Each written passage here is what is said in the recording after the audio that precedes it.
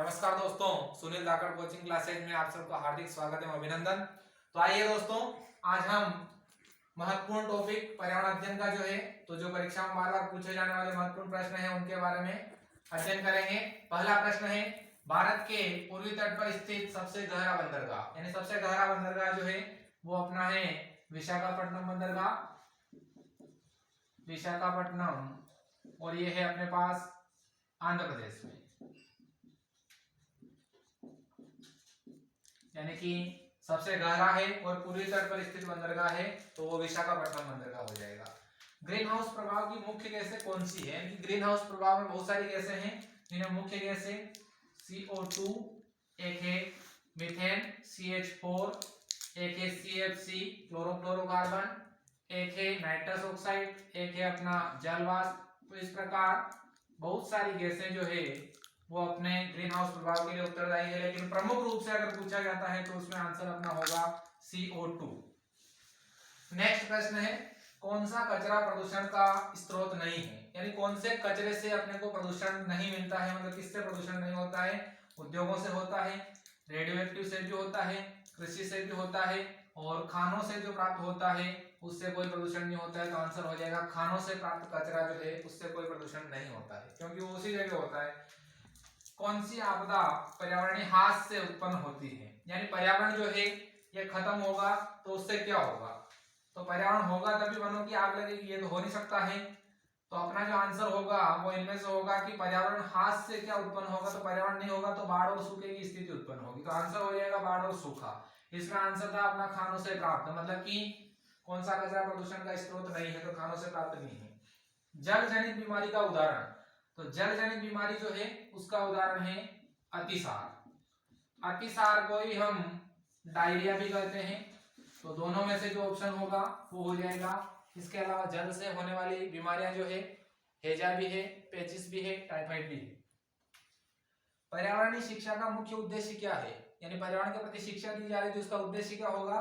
तो इसका उद्देश्य हो जाएगा पर्यावरण का संरक्षण, पर्यावरण की सुरक्षा भी हो जाएगा और साथ ही इसका संरक्षण भी हो जाएगा। तो पर्यावरण की सुरक्षा व इसका संरक्षण, ये इसके दो प्रमुख उद्देश्य, यानी सुरक्षा भी करनी है और इसका संरक्षण भी करना है। किस प्रतियोगिता का उद्देश्य पर्यावरण के प्रति जागरूकता बढ़ाने से है? तो पर्यावरण के प्रति जागरूकता, तो इसके लिए होगा अपना आंसर ग्रीन ओलंपियाड, यानी कि पर्यावरण के प्रति जागरूकता बढ़ाने के लिए अपने को ग्रीन ओलंपियाड का आयोजन करना पड़ेगा। अगला है विश्व पर्यावरण दिवस, अपन जानते हैं 5 जून को मनाते हैं, लेकिन इसने पूछा है 2018 और 2019 में इसकी थीम क्या थी? तो 2018 में इसकी थीम थी बीट प्लास्टिक प्रदूषण, और 2019 की जो थीम थी वो थी बीट वायु प्रदूषण। 2018 जो था उसकी जो थीम थी बीट प्लास्टिक पॉल्यूशन, 2019 जो था तो उसकी थीम थी अपनी बीट वायु प्रदूषण। अगला है सामाजिक विज्ञान में कौन सा घटक शामिल नहीं है? यानी कि यहाँ पर जो 4 घटक दिए जा रहे हैं उनमें से कौन सा शामिल नहीं है? तो सामाजिक विज्ञान में अपन पढ़ते हैं इतिहास, भूगोल, राजनीति पढ़ते हैं, तो सही आंसर हो जाएगा अपना व्यवसायिक अध्ययन, यानी ये जो है ये इन घटकों में शामिल नहीं होता है। पाठ्यक्रम के कौन से क्षेत्र का परीक्षण अंकों द्वारा नहीं होता है? यानी कि किसको हम अंकों के द्वारा नहीं नाप सकते हैं? तो स्वास्थ्य भी आएगा, योग भी आएगा, संगीत भी आएगा। तो आंसर हो जाएगा उक्त सभी। इधर देखते हैं कौन सा मानवीय पर्यावरण का घटक नहीं है। तो ये 4 घटक जो दे रखे हैं उनमें 3 तो ऐसे हैं जो मानव से संबंधित हैं, लेकिन एक नहीं है। परिवार भी होता है, समुदाय भी होता है, धर्म भी होता है, लेकिन भूमि। तो सही आंसर हो जाएगा इसका अपने पास भूमि। भूमि जो है ये अपना मानवीय पर्यावरण से रिलेटिव घटक नहीं है। द्रवित मैग्मा, जब ज्वालामुखी विस्फोट होता है तो उससे बनने वाला शेल, मतलब जो चट्टान जो होती है उसको क्या बोलते हैं? उसको बोलते हैं अपन आग्नेय चट्टान। अपन जानते हैं आग्नेय, औषधि और कायांतरित 3 चट्टानें होती है। जब वृष्टि तरल रूप में पृथ्वी पर आती है तो उसे क्या कहते हैं? तो उसको अपन कहते हैं वर्षा। ये पानी जब गिरता है ना तरल रूप में तो उसका जो रूप होगा उसको कहेंगे वर्षा। सुनहरा रेशा किसे कहते हैं? सुनहरा रेशा अपन कहते हैं पटसन, या फिर जूट भी इसको बोलते हैं। और पटसन जो है ये सर्वाधिक होता है वेस्ट बंगाल यानी पश्चिम बंगाल जो है वहां पर ये सर्वाधिक होता है। अगला है पृथ्वी का जुड़वा ग्रह। पृथ्वी का जुड़वा ग्रह शुक्र को कहते हैं, और क्योंकि ये आकार में पृथ्वी के बराबर है, इसी को हम शुक्र को ही इवनिंग स्टार और मॉर्निंग स्टार भी कहते हैं, सांझ का तारा और भोर का तारा। विश्व का सबसे ऊंचा पठार, तो विश्व का सबसे ऊंचा पठार जो है, तो जो ऑप्शन थे उसके अनुसार होगा ये इसका आंसर तिब्बत का पठार। तिब्बत का पठार ये सबसे ऊंचा है। मानव जनित आपदा का उदाहरण कौन सा है, यानी कि इनमें मानव कौन सी आपदा के लिए जिम्मेदार है? क्या भूकंप के लिए है, क्या सुनामी के लिए है, क्या रासायनिक आपदा के लिए, या सभी के लिए है? तो मानव जो है जिस आपदा के लिए जिम्मेदार है, तो वह आंसर अपना है रासायनिक आपदा, यानी इस आपदा के लिए मनुष्य जिम्मेदार होता है। किन राज्यों में काली मिट्टी पाई जाती है?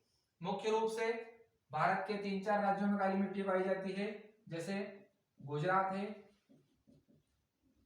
एमपी है, मध्य प्रदेश, महाराष्ट्र है और कर्नाटक है।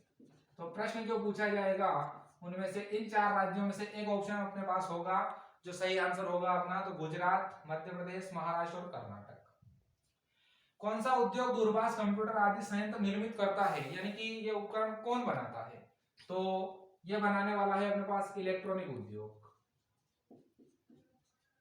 इलेक्ट्रॉनिक उद्योग जो है इसके द्वारा अपने पास इससे संबंधित संयंत्र जो है बनाने का काम होता है, वो इनको निर्मित करता है। तो आंसर हो जाएगा इलेक्ट्रॉनिक उद्योग। प्रकाश संश्लेषण में पौधे कौन सी गैस को सोख लेते हैं, यानी कि जब ये भोजन बनाते हैं तो उस दौरान कौन सी गैस को सोख लेते हैं? तो आंसर होगा अपना CO2 यानी कि कार्बन डाइऑक्साइड। कौन ऊर्जा का अक्षय संसाधन नहीं है? अक्षय संसाधन नहीं है, प्रश्न को पढ़े तो अक्षय नहीं है, इसका मतलब कौन सा संसाधन अपने को ढूंढना है? क्षय होने वाला, यानी कि कौन से संसाधन का क्षय होता है? सूर्य का क्षय हो नहीं सकता है, जल का नहीं होगा, वायु का भी नहीं होगा, तो खत्म होने वाला कौन सा है? तो सही आंसर हो जाएगा अपने पास पेट्रोलियम। तो पेट्रोलियम एक ऐसा संसाधन है जो खत्म हो सकता है, जो सीमित मात्रा में है, तो ये क्षय होने वाला है। मतलब प्रश्न को घुमाया गया है थोड़ा सा, अक्षय संसाधन नहीं हो तो क्षय ढूंढना है। दूध में पाया जाने वाला मुख्य प्रोटीन कौन सा है? तो दूध में अपन जानते हैं केसिन प्रोटीन पाया जाता है। माँ के दूध में भी होता है 20 से 25%, लेकिन गाय के दूध में 80% तक अपने को केसिन प्रोटीन देखने को मिलता है।